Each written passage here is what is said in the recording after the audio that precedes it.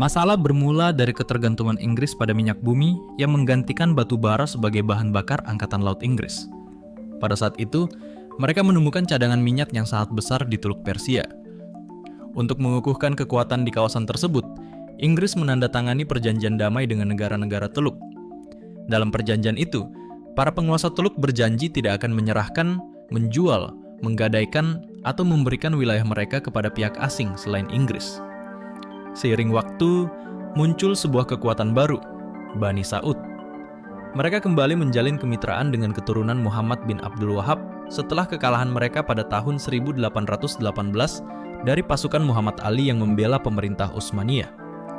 Dari sini, lahirlah Konfederasi Saudi Wahabi baru di bawah pimpinan Abdul Aziz bin Abdurrahman bin Faisal Al-Saud atau Ibnu Saud.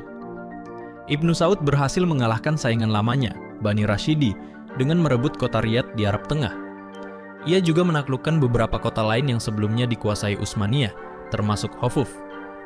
Dari situlah, Ibnu Saud muncul sebagai kekuatan dominan di kawasan Teluk Arab. Ketika menyadari hadirnya penguasa baru yang cukup kuat, Inggris menandatangani perjanjian dengan Ibnu Saud pada akhir 1915. Perjanjian itu berisi janji Bani Saud untuk tidak menjual wilayahnya kepada pihak asing tanpa persetujuan Inggris, sama seperti yang telah disepakati dengan Bahrain dan Kuwait.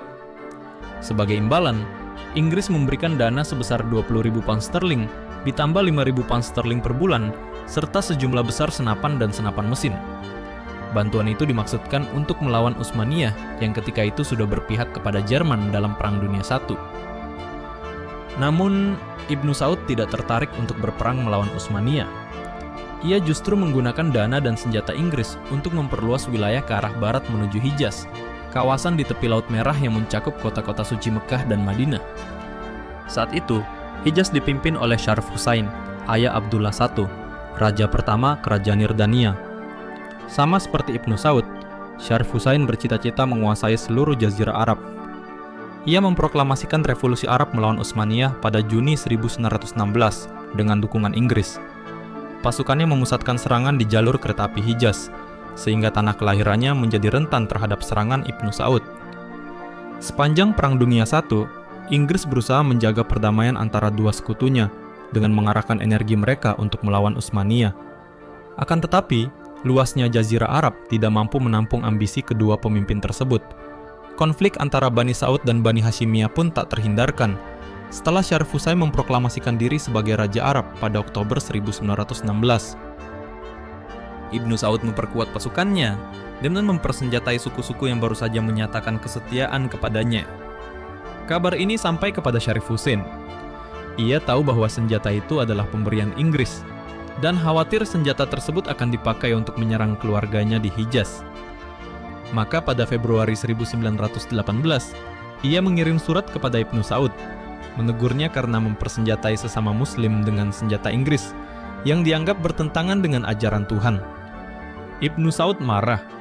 Menurutnya, urusan di Najd bukanlah wewenang Syarif Husain, meskipun saat itu Husain telah menjadi Raja Hijaz. Surat Husain itu memicu balasan pada Mei 1918, di mana ia menyatakan bahwa jika aksi Ibnu Saud terbatas hanya di Najd, maka Hashimiyah tidak perlu khawatir. Namun, situasi berubah ketika Ibnu Saud menjalin kesepakatan dengan Khalid bin Luwai, gubernur bawahan Husain di Hurmah, wilayah perbatasan antara Najd dan Hijaz. Posisi Hurmah sangat strategis, karena berada di tengah wilayah sengketa kedua pihak. Khalid menyatakan kesetiaannya kepada Bani Saud dan memindahkan keuangannya ke pihak Saudi. Raja Husain berusaha membujuknya agar kembali, tetapi gagal.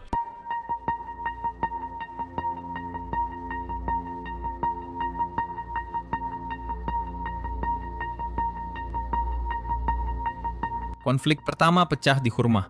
Pada Juni 1918, Husain mengirim lebih dari 2.600 pasukan infanteri dan kavaleri untuk merebut kembali kota tersebut. Namun pasukan Hashimiyah dihancurkan oleh Ikhwan, pasukan militan pendukung Ibnu Saud. Inggris yang mengetahui konflik ini khawatir, lalu menekan Ibnu Saud untuk berdamai, karena Utsmaniyah sendiri belum sepenuhnya dikalahkan. Ibnu Saud akhirnya menawarkan gencatan senjata, tetapi Husain menolak. Sebaliknya, pada Agustus 1918, ia mengirim pasukan lain di bawah komando kepercayaannya, Syarif Syakir bin Zaid. Sang raja bahkan menjanjikan bahwa segala kebutuhan ekspedisi telah dipersiapkan. Namun ekspedisi itu gagal total. Pasukan Bani Saud mengalahkan mereka bahkan sebelum mencapai wilayah sengketa. Kekalahan beruntun membuat Raja Husain marah dan malu. Ia pun memerintahkan putranya, Amir Abdullah I, kelak Raja Transjordania, untuk memimpin ekspedisi baru. Meski sudah lelah berperang melawan Utsmaniyah selama bertahun-tahun, Abdullah tidak bisa menolak perintah ayahnya. Setelah menyelesaikan ekspedisi pengepungan Madinah pada Mei 1919, ia memimpin pasukan ke Turbah, wilayah dekat Mekah yang terletak di Najd. Abdullah berhasil merebut Turbah dan menjarah kota tersebut dengan tujuan memperkuat posisi dalam negosiasi dengan Bani Saud. Namun penjarahan yang dilakukannya justru membuat loyalitas masyarakat Turbah meningkat kepada Bani Saud. Pejuang Saudi tidak tertarik dengan negosiasi dan perdamaian dengan Hashimiyah setelah melihat kemenangan-kemenangan sebelumnya membuat pasukan Saudi percaya diri. Sekitar 4.000 pejuang Ikhwani melancarkan serangannya kepada pasukan Abdullah I dan membantai semua detasemen yang ada. Dari berjumlah 1.350, hanya 153 yang selamat dari serangan tersebut. Amir Abdullah I dan sepupunya, Syarif Syakir bin Zaid, selamat dari pembantaian tersebut, kabur dengan melubangi bagian belakang tendanya. Bahkan sang Amir mengatakan keselamatan mereka merupakan sebuah mukjizat. Dampak dari pertempuran tersebut jauh dari pembantaian yang terjadi pada detasemennya. Kekalahan besar di Turbah menjadikan pasukan Saudi semakin percaya diri dan memperkuat posisi mereka sebagai kekuatan dominan di Jazirah Arab. Amir Abdullah menuturkan bahwa setelah kekalahan di Turbah, ayahnya jatuh sakit. Syarif Husain menjadi pemarah, pelupa, penuh curiga, dan kehilangan kecerdikan serta kebijaksanaannya.